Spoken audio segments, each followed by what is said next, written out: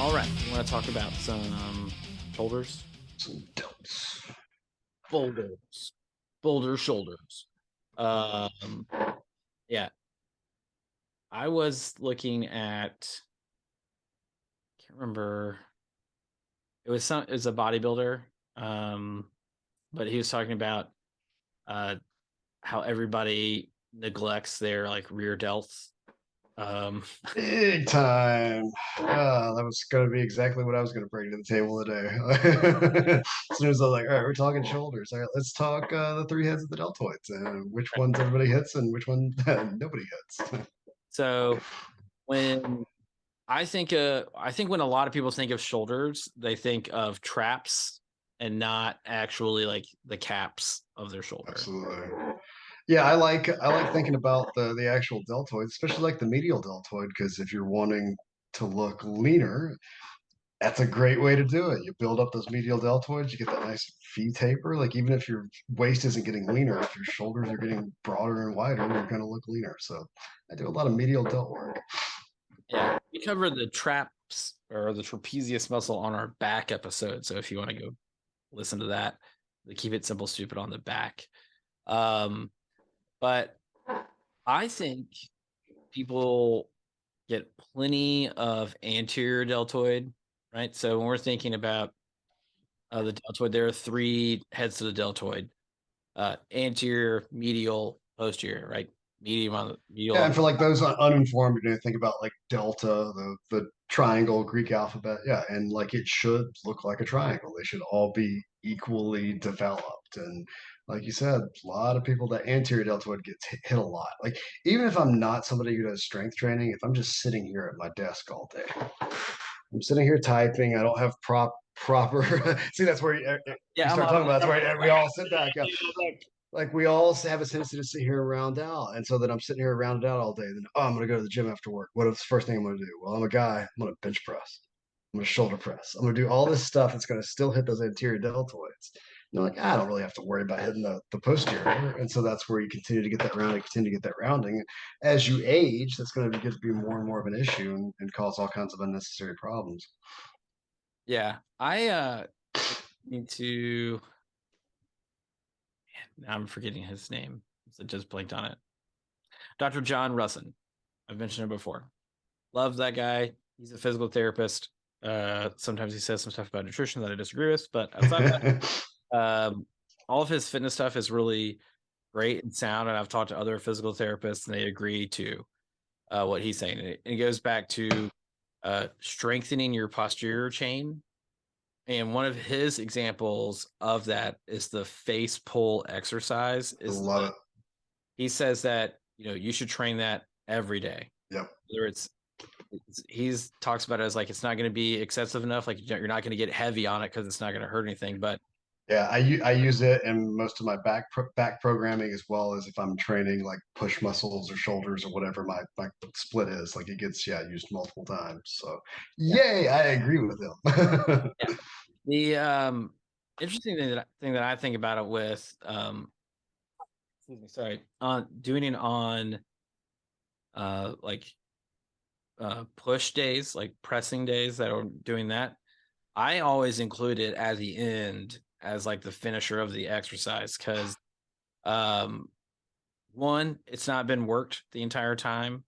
But two, really the biggest impact is that the front's going to be overworked because Yep. it's going to be doing so much stuff. Like the anterior deltoids are going to get plenty of work in there.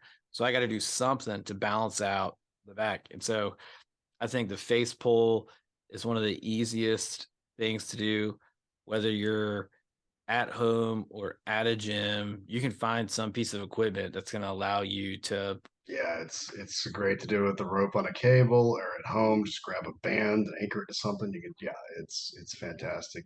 The combination of that and then like any sort of reverse fly, dumbbell reverse flies or anything, or a cable or whatever, I love as well. Uh, Countering to that, I don't do a lot of programming just that isolates the anterior deltoid. So with a lot of programming for myself or anybody that I work with, very rarely will you see just like isolated, just like front raises. Because you think about the number of times that anterior deltoid gets hit on so many other exercises. So why am I just going to pinpoint that and go, oh, let's isolate this anterior deltoid? With Yeah. that said, there have been like clients that I've worked with that they do have a lagging anterior deltoid, but for the most part, it's getting hit on all those different pressing motions. Yeah, that's really tough to have a lagging one. That's Right. um when I program stuff, I program in posterior deltoid movements, but I never program in Yeah. anterior deltoid Yeah, movement. because they're gonna get hit. We're gonna do the. I'm a big K.I.S.S. The K.I.S.S series. I'm a big keep it simple, stupid. Like we're gonna do those main lifts for the majority of the people I work with. There's gonna be a bench press. There's gonna be an overhead press. There's gonna be flies. Like think about that. Every single one of those movements, that anterior deltoid is getting hit. Why are we going to isolate it? But very few of the movements are we going to do that are popular. Are we going to just isolate that posterior deltoid? And I was listening to another power lifter talk about stuff, and he actually talked about it in reference to not pulling the deadlift, but in helping to stabilize your shoulder for a bench press. Because if you're doing a face pull, you're working your posterior deltoid, but you're also working like the rhomboids in your shoulder, your like rotator cuff, like the smaller muscles inside of that. That's going to help stabilize your shoulder joint. Because a lot of people, when they're pressing, if you can't get it all the way up, you end up like compensating and moving your arm forward. Yep, starting to kind of externally rotate, all Right. kinds of stuff that can cause super issues. Yeah, I saw somebody tear a rotator cuff on a bench press one time. Not even a super heavy bench press, just like that. Again, those lagging assisters that probably plenty of bench press, probably not a whole lot of posterior delt work.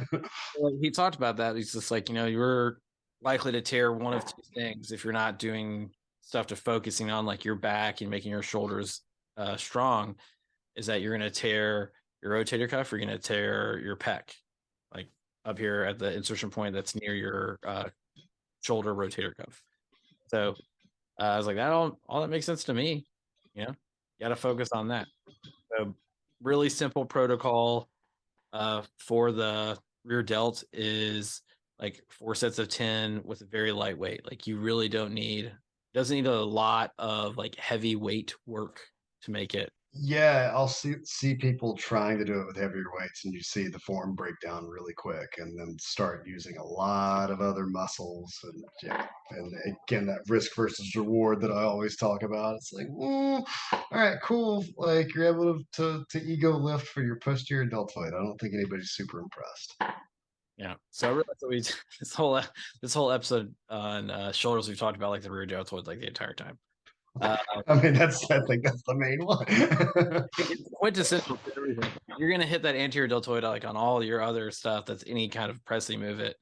The medial deltoid, really, it's like side raises. That's Yep. kind of all you get. Give me those lateral raises. Yep.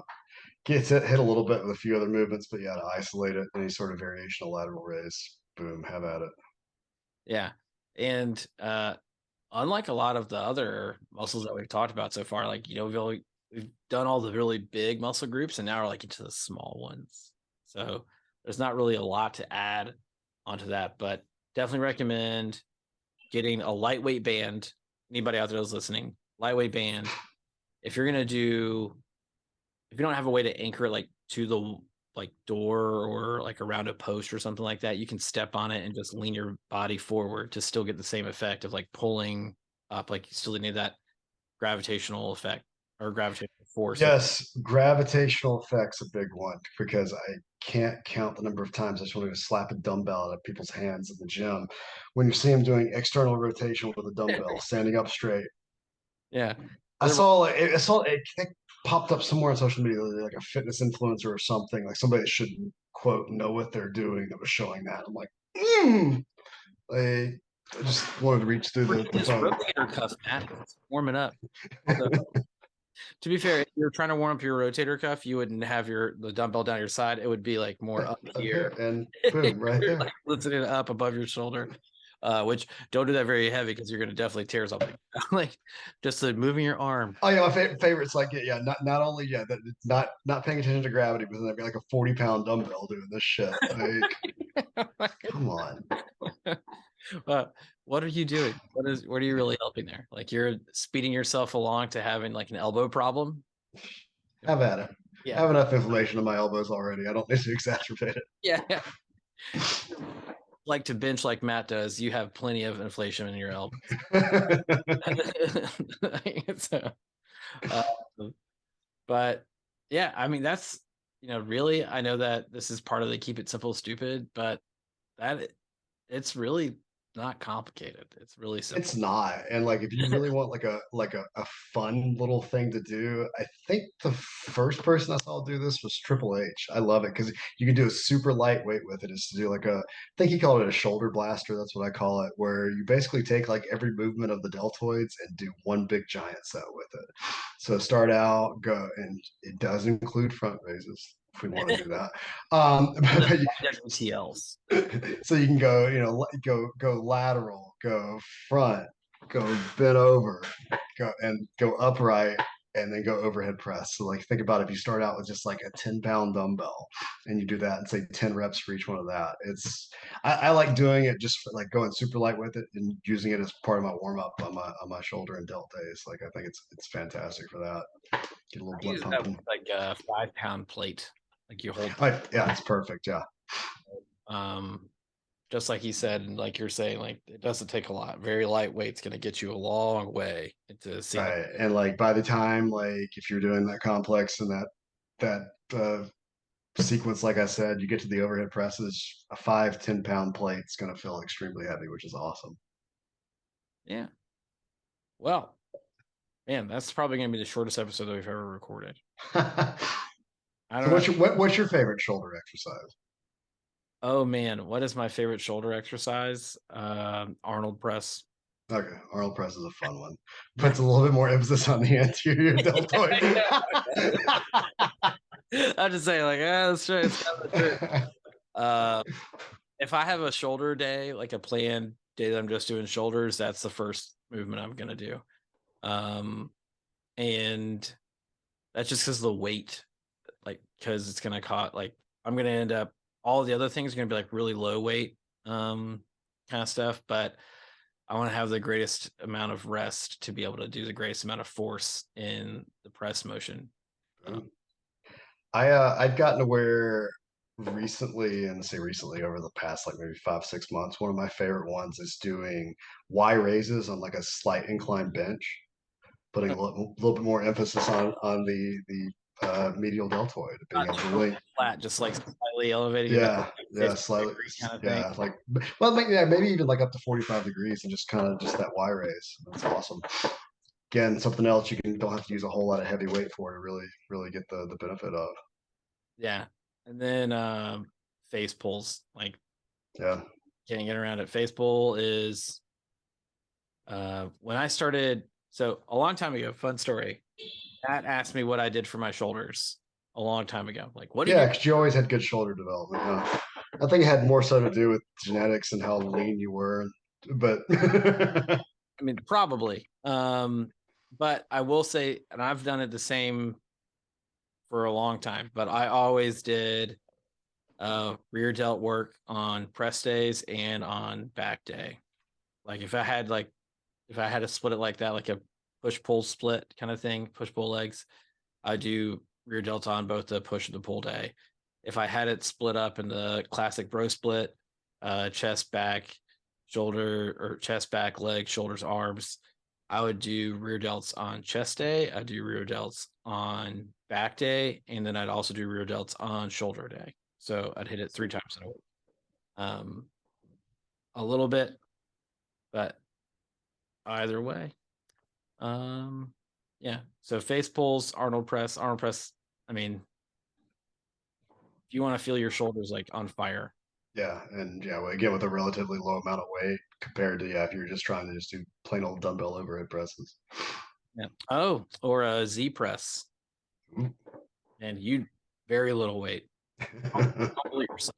On that. So, uh, but yeah, keep your Z press. It's Zadakis. He was a strongman competitor. But you would sit down, have the back of your legs would be flat against the ground, so your legs aren't bent, your foot isn't on the ground. It's the back of so your calf and the back of your thigh, your hamstring, flat, touching the ground, and your butt's on the ground. Keeping your upper torso upright, so at a 90 degree to your legs. You try to place a plate or a dumbbell kind of vertically in your hands. That way it's going directly over your wrist and your hand are straight in line, and just press straight up. Come I haven't straight. done that one in forever. Oh, okay, that's a good one. Man, A lot of stabilization. I definitely get super shaky, like real fast. Like just trying to like hold it in place, like the balance effect of it, like trying to just hold like a 10-pound plate vertically, like without letting your tip and fall on you. That is a challenge in itself. But he did win like world's strongest man many times, so I can see why. That's what he's doing. All right. You guys out there, what's your favorite shoulder exercise? I hope somebody throws it like military press. They're like, I do like 315 on the military press. Like, yeah, right. But I'll be super impressed, and they yeah, better link video to it. yeah, exactly. Like if you're throwing up like 315 on a shoulder press, like, come on, like, what are you doing? Why are you talking to us? you should be out, winning powerlifting competitions and doing like world's strongest man presses. Like those are log press. That is incredible. Yep, I concur. I have never successfully completed a log press. I have one time with an unloaded log, right? Like the barbell, it's like 60, 70 pounds or something, but it's so awkward because it's like 10 inches wide. Like got to like up to my shoulders. I'm like, how do I do? Like I felt like I was gonna crack my back trying to get it like over my head. I was like, yeah, I'm not even gonna try. So more power to you, strongman guys out there. Indeed, we salute you. Yeah, things I'll never do. But either way, like we say every week, maximize every bite, Maximize every rep.